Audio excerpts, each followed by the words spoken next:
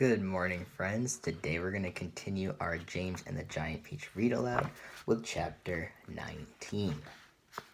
Look, cried the centipede just as they were finishing their meal. Look at that funny, thin, black thing gliding through the water over there. They all swung around to look. There are two of them, said Miss Spider. There are lots of them, said the ladybug. What are they? Asked the earthworm, getting worried. They must be some kind of fish, said the old green grasshopper. Perhaps they have come along to say hello. They are sharks, cried the earthworm. I'll bet you anything you like that they are sharks and they have come along to eat us up. What absolute rot, the centipede said, but his voice seemed suddenly to have become a little shaky, and he wasn't laughing. I am positive they are sharks, said the earthworm. I just know they are sharks. And so, in actual fact, did everybody else, but they were too frightened to admit it. There was a short silence. They all peered down anxiously at the sharks who were cruising slowly round and round the peach. Just assuming that they are sharks, the centipede said, there still can't possibly be any danger if we stay up here.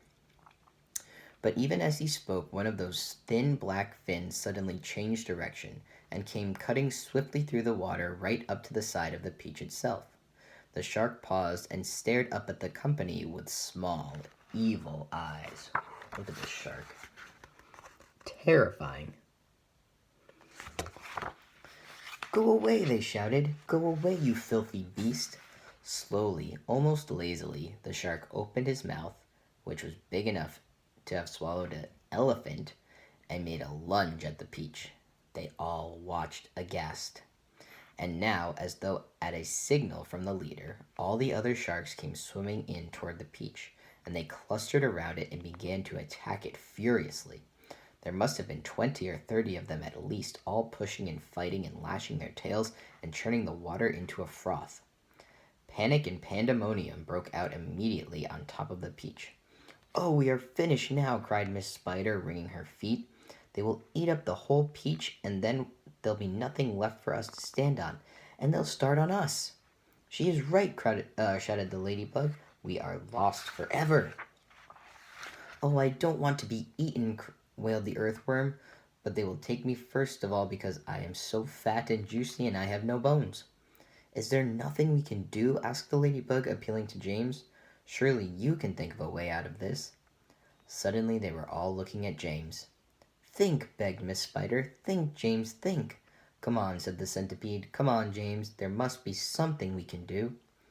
Their eyes waited upon him, tense, anxious, pathetically hopeful. Chapter 20. There is something that I believe we might try, James Henry Trotter said slowly. I'm not saying it'll work. Tell us, cried the earthworm. Tell us quick.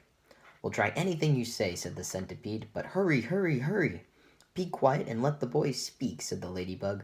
Go on, James. They all moved a little closer to him. There was a longish pause. Go on, they said frantically. Go on. And all the time while they were waiting, they could hear the sharks thrashing around in the water below them. It was enough to make anyone frantic. Come on, James, the ladybug said, coaxing him. I'm afraid it's no good after all, James murmured, shaking his head. I'm terribly sorry. I forgot. We don't have any string. We'll need hundreds of yards of string to make this work. What sort of string? Asked the old green grasshopper sharply. Any sort, just so long as it's strong. But my dear boy, that's exactly what we do have. We've got all you want. How? Where? The silkworm, cried the old green grasshopper. Didn't you ever notice the silkworm? He's still downstairs. Or she's still downstairs. She never moves. She just lies there sleeping all day long, but we can easily wake her up and make her spin. And what about me, may I ask, said Miss Spider. I can spin just as well as any silkworm. What's more, I can spin patterns. Can you make enough between you, asked James. As much as you want. And there's the silkworm right there.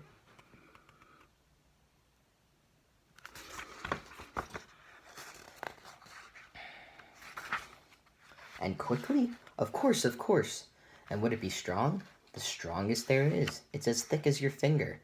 But why? What are you going to do? I'm going to lift this peach clear out of the water, James announced firmly. You're mad, cried the earthworm. It's our only chance. The boy's crazy. He's joking. Go on, James, the ladybug said gently. How are you going to do it? Skyhooks, I suppose, jeered the centipede. Seagulls, James answered calmly. The place is full of them. Look up there.